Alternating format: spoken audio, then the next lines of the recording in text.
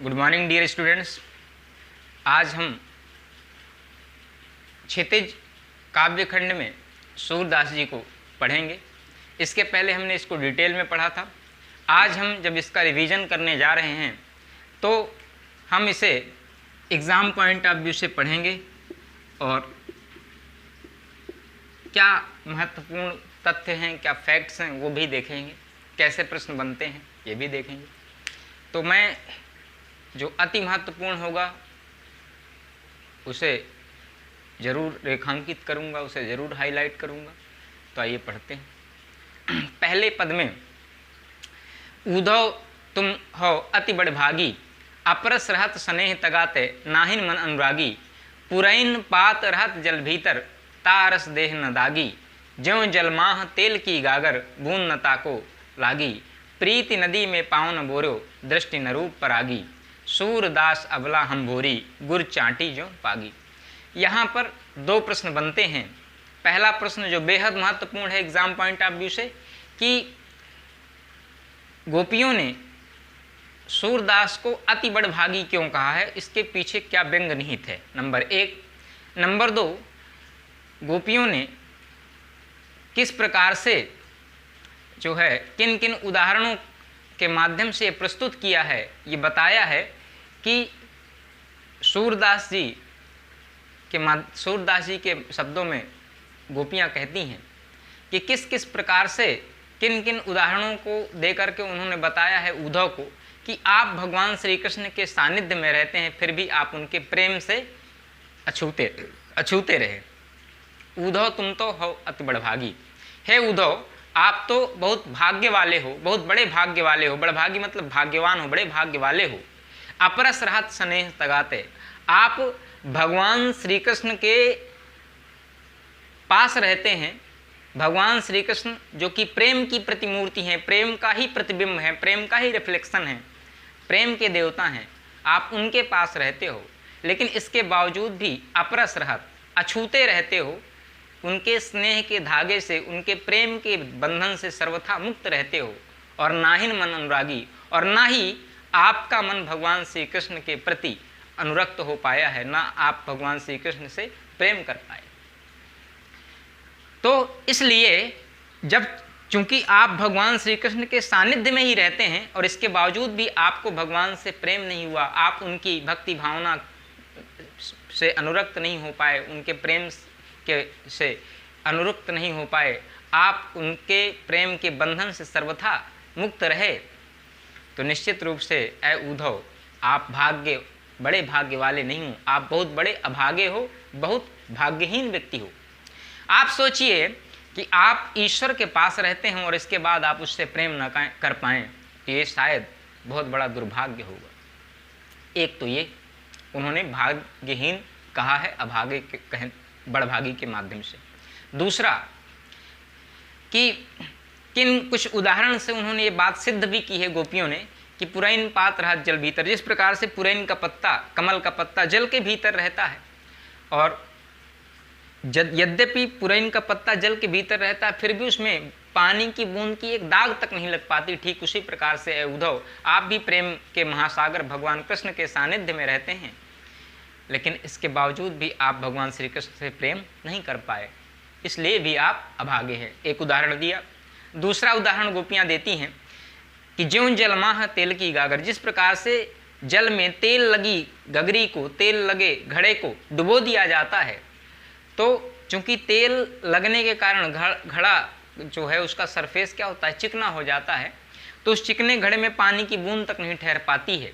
ठीक उसी प्रकार से ऐ उद्धव आप भी उस चिकने घड़े की तरह हैं जो तेल लगा हुआ है और पानी के भीतर रहता है, उसमें पानी की एक बूंद नहीं लग पाती है। ठीक उसी प्रकार से आप भी भगवान श्री कृष्ण के सानिध्य में रहते हैं, लेकिन आप भगवान श्री कृष्ण से कभी प्रेम नहीं कर पाए, भगवान का प्रेम आपको छू तक नहीं गया, इसलिए भी आप अभागे हैं।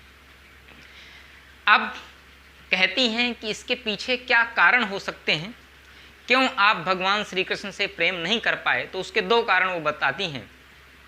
क्या कि प्रीत नदी में पाँव न बोर्यो दृष्टि न रूप परागी, आपने प्रेम रूपी नदी में कभी पाँव डुबोया ही नहीं। बोर्यो मतलब डुबोया नहीं, आपने प्रेम रूपी नदी में कभी पाँव डुबोया ही नहीं। क्यों नहीं डुबोया?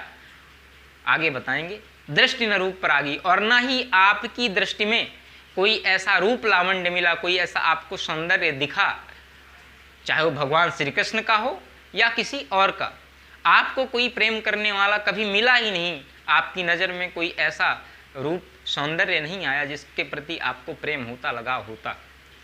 इसलिए आपने प्रेम रूपी नदी में पाँव नहीं डुबोया, आप किसी से प्रेम आपने किया ही नहीं। क्यों? क्योंकि उसके दो कारण हैं। एक तो आप प्रेम को जानते हैं कि प्रेम बहुत व्यापक है, प्रेम की महिमा से आप परिचित हैं, आपको पता है कि प्रेम अथाह सागर है। अगर मैंने इस प्रेम को किया या इस प्रेम को मैंने जिया तो फिर मैं इसी में, इस प्रेम रूपी महासागर में ही डूब जाऊंगा, इस प्रेम रूपी नदी में ही डूब जाऊंगा। ये अथाह है प्रेम की नदी अथाह है।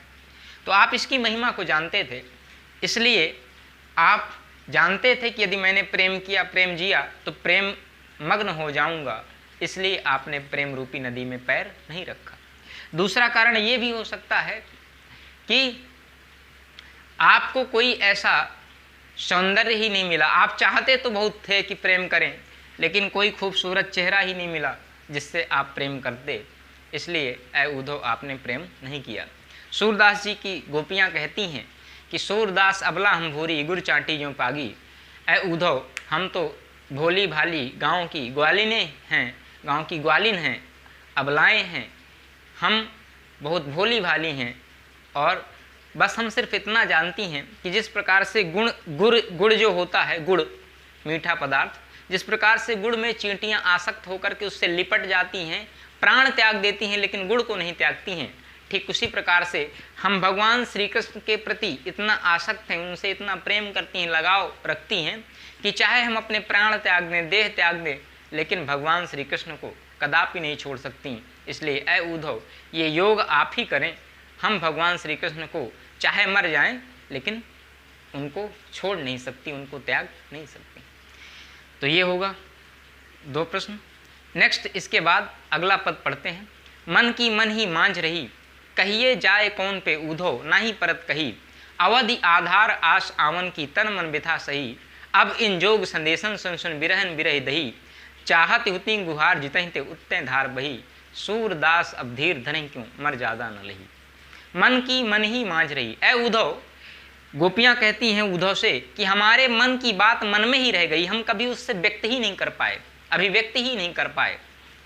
कहिए जाए कौन पे उद्धव, ना ही परत कही। ऐ उद्धव, आप ही बताइए कि ये बातें हम जाके कहें तो किससे कहें, ना ही परत कही, कहते नहीं बनता है।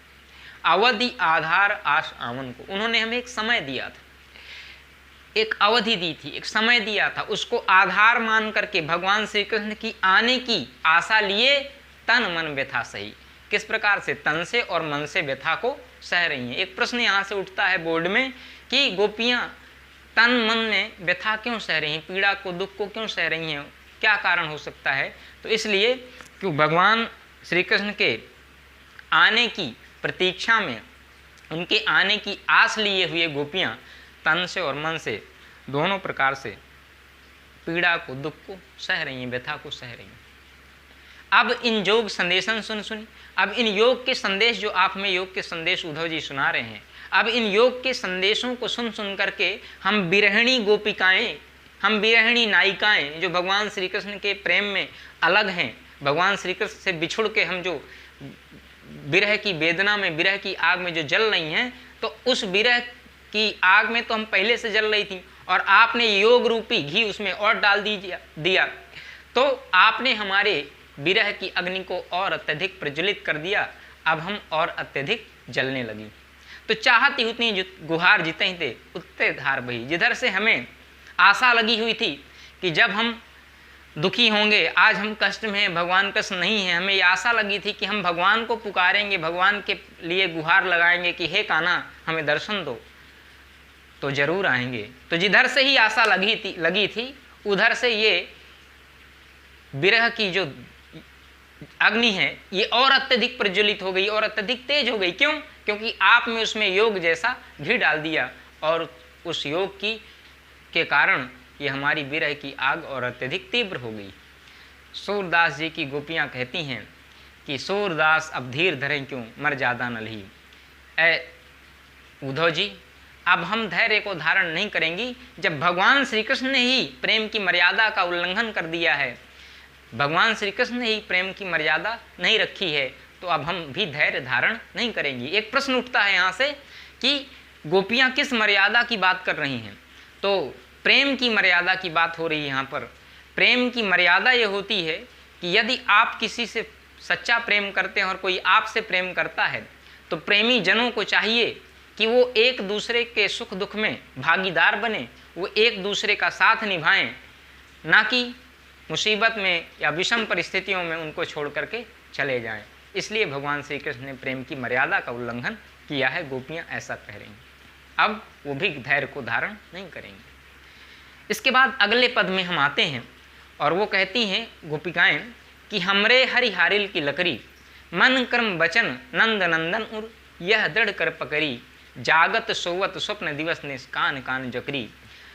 सुनत जोग लागत है ऐसो, ज्यों करी ककरी, सुत व्याधि हमको ले आए, देखी सुनी न करी, यह तो सूर तिन्ह ले सौंपो, जिनके मन चकरी। अब बात करते हैं यहाँ पर जो गोपिकाएं हैं वो उद्धव से कहती हैं कि देखो ऐसा है बाबा, तुम चाहे जो कुछ भी कर लो, हम भगवान को किसी भी कीमत पर नहीं त्याग सकती, नहीं छोड़ सकती। चाहे जितने भी योग के ज्ञान हमको तुम दे लो, चाहे जितने प्रवचन दे लो, चाहे जितने लेक्चर पढ़ाओ, कोई फर्क नहीं पड़ता। हमरे हरिहारिल की लकड़ी, भगवान श्री कृष्ण हमारे लिए हारिल पक्षी की लकड़ी के जैसे हैं।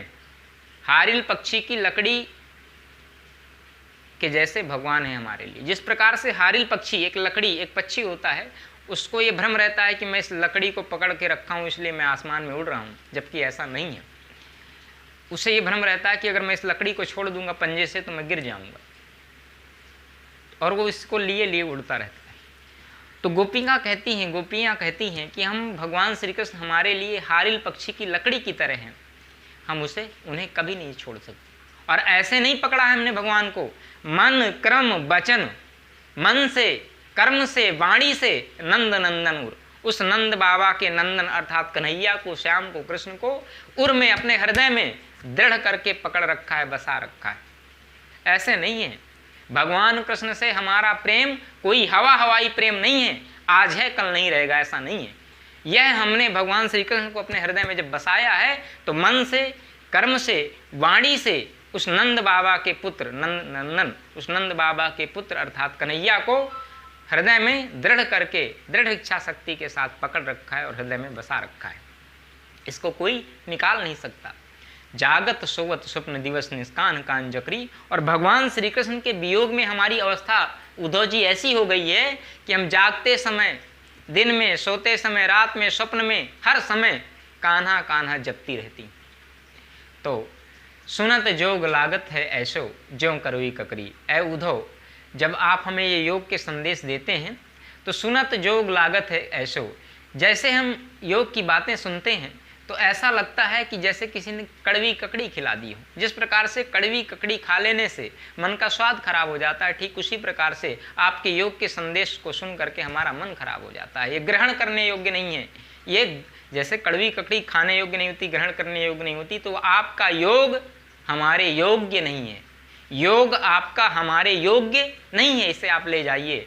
सुत व्याधि दे ऐसो ले आयो, देखी सुनी न करी। ये तो आप ऐसा रोग ले आए हैं, ये व्याधि मतलब रोग, ये योग नहीं है आपका कोई, it's a kind of disease. ये एक प्रकार का रोग है ना, ये एक प्रकार का रोग है, इसे आप व्यर्थ योग कहते हैं। ये रोग है जो आप हमारे लिए लेके आए हैं, और एक ऐसा रोग लेके आए हैं जिसके बारे में हमने कभी देखा, न कभी सुना, न कभी किसी को हुआ, न हमने कभी महसूस किया। तो जिस देखी सुनी न करी, यह तो सूर तिन्ह ले सौंपो, जिनके मन चक्री। यह सूरदास जी के शब्दों में गोपियाँ कहती हैं कि ये उनको ले जाके सौंपिए जिनका मन चक्री की तरह चंचल हो।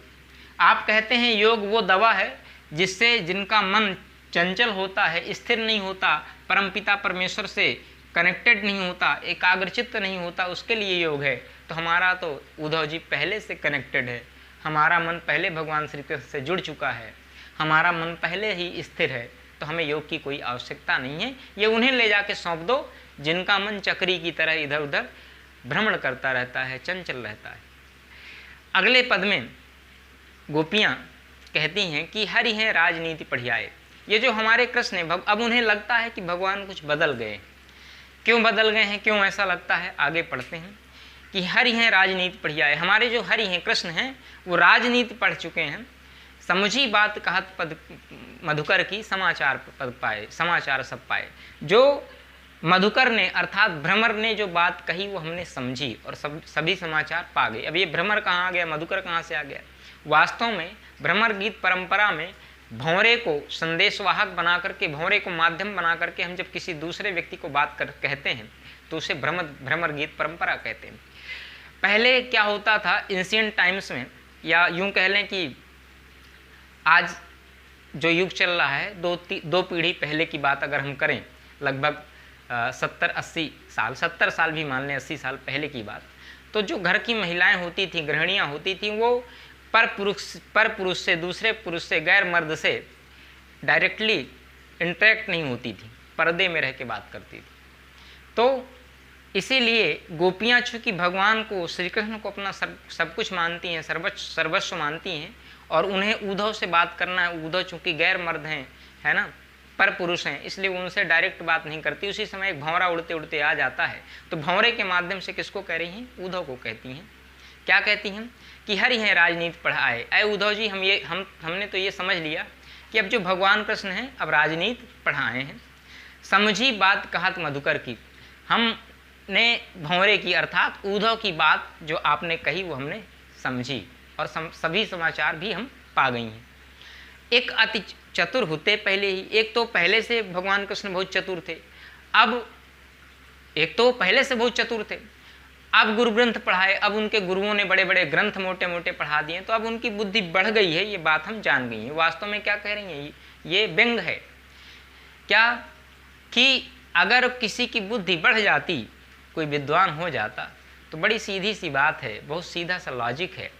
अगर कोई व्यक्ति किसी को याद आती है तो क्या कर सकते हैं? मान लीजिए आपको अपने माता पिता की याद आती है, आप माता पिता से दूर हैं, तो क्या करेंगे? फ़ोन पे बात कर लेंगे, उनका एल्बम में से फ़ोटो निकाल के देख लेंगे, या उनसे मिलने चले जाएंगे। तो अगर आप बहुत विद्वान हैं, बहुत पढ़ चुके हैं, बहुत बड़े ग्रंथ पढ़ चुके हैं कृष्ण जी, तो इस याद का, इस हमारी व्यथा का एक ही इलाज है, एक ही ट्रीटमेंट है। क्या? या तो भगवान श्री कृष्ण खुद आ जाएं, या तो हमें बुला लें, बस सीधी सी बात। तो बढ़ी बुद्धि जानी हम उनकी, अब हम उनकी बढ़ी हुई बुद्धि को समझ गई हैं। योग संदेश पठाए, जो उन्होंने हमारे लिए योग का संदेश भेजते हैं। अरे एक व्यक्ति पहले से जल रहा हो और आप उसको और ज्वलनशील पदार्थ भेज दो कि ये लो, इससे आग लगा लो अपने शरीर में, तो क्या राहत मिलेगी? तो राहत की बात कब होती? जब वो स्वयं आते या तो हमें बुला लेते। तो अब हम उनकी बढ़ी हुई बुद्धि को समझ गई हैं, जान गई हैं। ए उद्धव भले लोग आगे के, परहित डोलत धाये। ए उद्धव, भगवान कन्हैया जो कहना है, जो हमारा पहले वाला कहना है, बहुत अच्छा था, बहुत भला था, बहुत सज्जन था, परहित डोलत धाये, दूसरों के कल्याण के लिए, दूसरों के लिए इधर उधर भागता फिरता था। अब अपने मन फेर पाई हैं, चलत जोते चुराए। इसलिए अब हम जान गए हैं कि उनमें इतने सारे, उनके व्यवहार में चेंजेज आ गए हैं, बदलाव आ गए हैं, उनका स्वभाव बदल गया है, अब वो स्वार्थी हो गए हैं। ये बात हम समझ चुकी हैं, अब वो राजनीति सीख लिए हैं। इसलिए अब अपना हम मन वापस उनसे पा लेंगी, जो उन्होंने जाते समय हमारे मन का हरण करके वो ले गए थे। और ऐ उद्धव, ते क्यों अनीत करें आपुन, जे और अनीत छुड़ाए। राज धर्म तो यह सूर, जे प्रजा न जाहि सताए। अंडरलाइन करिए, राज धर्म तो यह सूर, राज धर्म तो यह सूर, ये वाली लाइन जहाँ पे है उसको अंडरलाइन करिए। चौथे पद में सबसे आखिरी वाली लाइन उसको अंडरलाइन करिए। राजा का तो धर्म यही है, ते क्यों अनीत करे आपुन, वो क्यों अनीत करे जिसने दुनिया को अन्याय के मार्ग से न्याय के मार्ग में लगाया, दुनिया को अन्याय करने से, समाज को अन्याय करने से बचाया और न्याय के मार्ग में लगाया। आज वही क्यों अन्याय कर रहा है हमारे साथ, ये बड़े दुख की बात है, चिंता का विषय। और उद्धव, माना कि हम भगवान श्री कृष्ण से एक तरफा प्रेम करती हैं, वो हमें प्रेम नहीं करता, वो कान्हा, वो श्याम, वो कन्हैया, वो छलिया हमसे प्रेम नहीं करता, ये भी बात हम आपकी मानते हैं। चूँकि वो मथुरा का राजा है और हमारा गोकुल गांव मथुरा के इस राजा के अधीन आता है। ये गोकुल गांव भी मथुरा के राजतंत्र का एक हिस्सा है। ये यहाँ पर जो रूल्ड ओवर है किंग, वो कौन है? कृष्ण है, और हम उसकी प्रजा हैं, वो हमारा राजा है।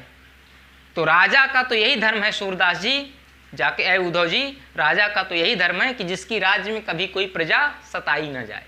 तो चलिए, हमसे नहीं प्रेम करता ना करे, लेकिन इस नाते ही एक बार आ जाए कि हम उसकी प्रजा हैं और वो हमारा राजा है, हमारी दुख तकलीफ को सुन ले, क्योंकि राजा का तो यही धर्म होता है कि उसकी राज्य में कभी कोई प्रजा सताई ना जाए।